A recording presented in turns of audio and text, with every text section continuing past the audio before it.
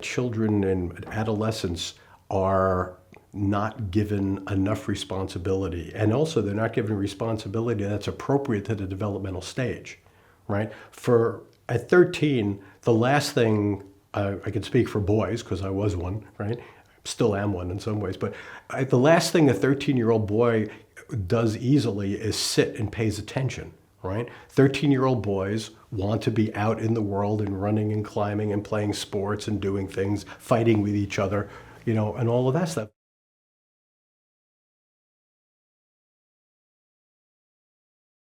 That's where our brains are, that's where our development is. And if you think about a Paleolithic culture, that's exactly correct. That's the time when boys are forming hunting parties or fighting parties, or they're doing things where now they're enlisted in building and really becoming the adults, right? And so I think what happens is when you don't allow boys to do that, and if they don't find good alternative, outlets for that, then you get all sorts of difficulties. When you're contributing to the survival of your tribe, you're doing something meaningful.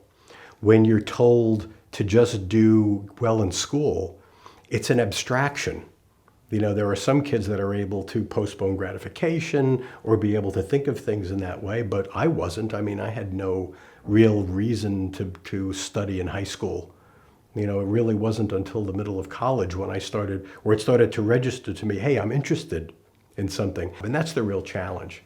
And I think that's a real challenge of parenting too, trying to help your child connect to something that's meaningful to them. What I see a lot in my clinical practice is parents try to recreate themselves. In other words, they try to make their children in their own image. We naturally try to reproduce ourselves, right? So when I have a 10-year-old, so when my son was born, I started buying hundreds of books for him. All of the books that I wished that I had had in the house growing up.